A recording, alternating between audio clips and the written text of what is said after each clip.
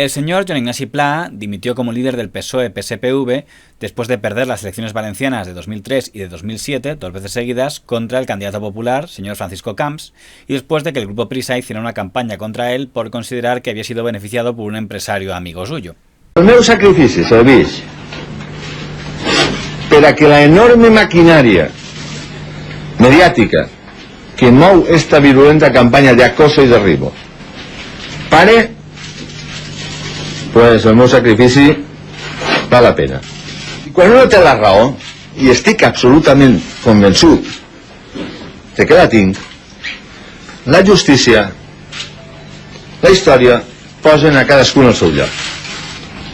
Se convocó un congreso para escoger un nuevo liderazgo en el año 2008 en el que se presentaron 2 candidaturas. Una, la del señor Ximo Puig, y otra, la del señor Jorge Alarte. Pues creo que tenemos que superar viejos atavismos. Muchas veces la gente se lleva mal y ya no sabe ni por qué. Y eso podemos superarlo. Hemos de superarlo. Con buena gestión, con buen proyecto, con buen horizonte para todos.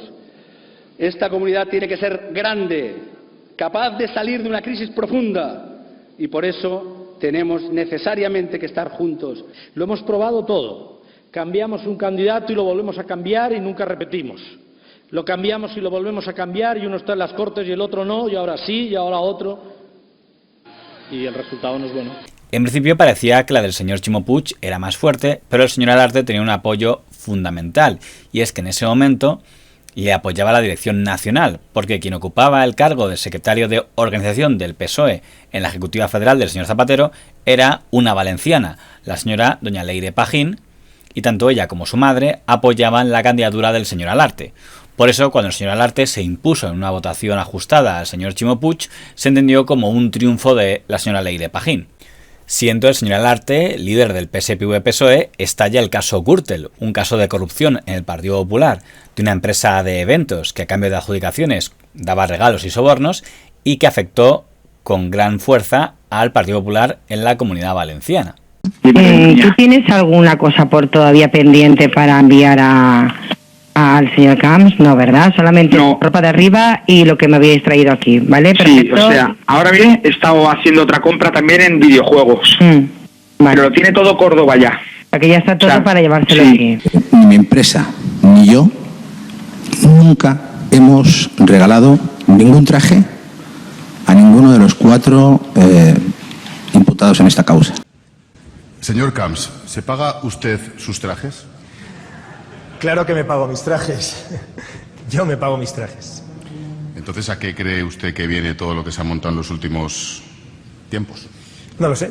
Cuando llegan las elecciones del año 2011, el señor Francisco Camps, a pesar de que está imputado por una de las piezas del caso Gürtel, la del regalo de unos trajes por parte de un sastre, se presenta a reelección estando imputado.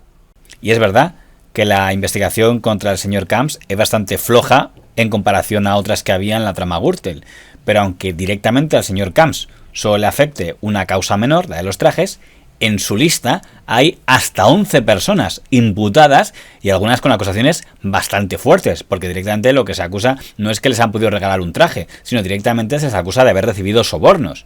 Que de aplicarse la ética política y democrática más básica, el Partido Popular no solo no tiene mayoría democrática en las Cortes Valencianas, sino que tenía que haber disuelto la Cámara. En la lista del señor Camps estaba el señor don Ricardo Costa, una de las personas más cercanas al entorno de corrupción de la Gürtel valenciana. En la lista del señor Camps estaba doña Milagrosa Martínez, consejera de Turismo, a la que se investigaba por haber podido recibir sobornos a cambio de favorecer a los de la Gürtel en Fitur. En la lista del señor Camps estaba el señor Blasco, a quien se acusaba de haberse llevado dinero que debería haber ido destinado a ayudar a países del tercer mundo. Todas esas investigaciones estaban ya abiertas en las elecciones. Luego había otras personas que aún no se sabía, pero que también luego serían investigadas por casos de corrupción, como el señor don Alfonso Rus. Y sin embargo, cuando llegaron las elecciones, el señor Alarte no solo fue derrotado, sino que fue prácticamente aplastado electoralmente por el señor Camps, que sacó una mayoría absolutísima. El Partido Socialista se ha desfondado. Se ha desfondado en la Comunidad Valenciana y se ha desfondado en toda España. Esta es una clara señal de cambio a nivel nacional. Seguiremos haciendo las cosas conforme las hemos hecho, con mucho sentido de responsabilidad, con mucho sentido en favor de la prosperidad y con mucho sentido de defender nuestras señas de identidad.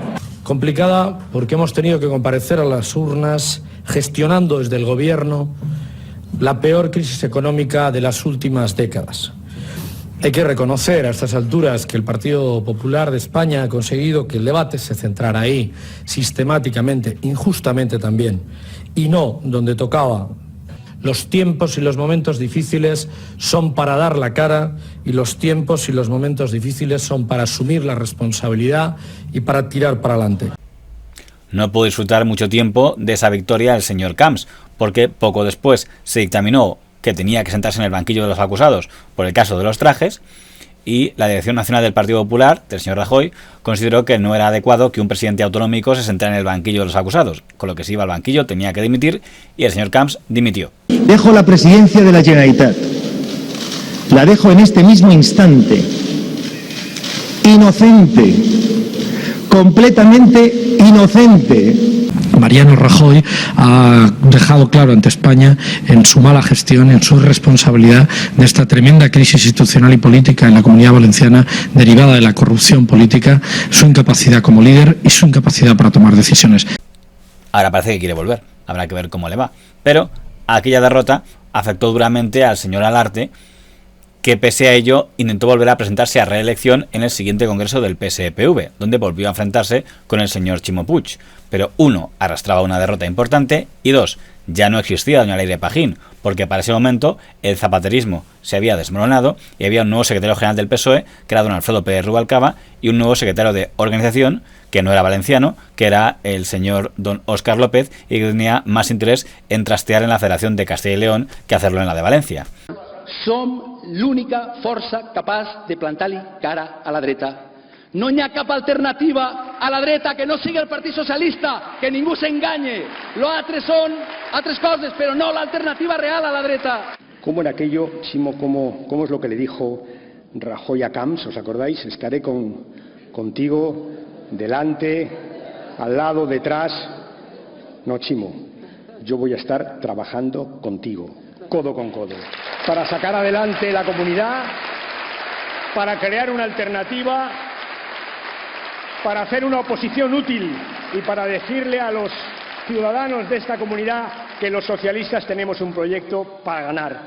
Sea por eso o por otra cosa, el señor Ximo Puig ganó aquella batalla, poniendo fin a la carrera política del señor Alarte.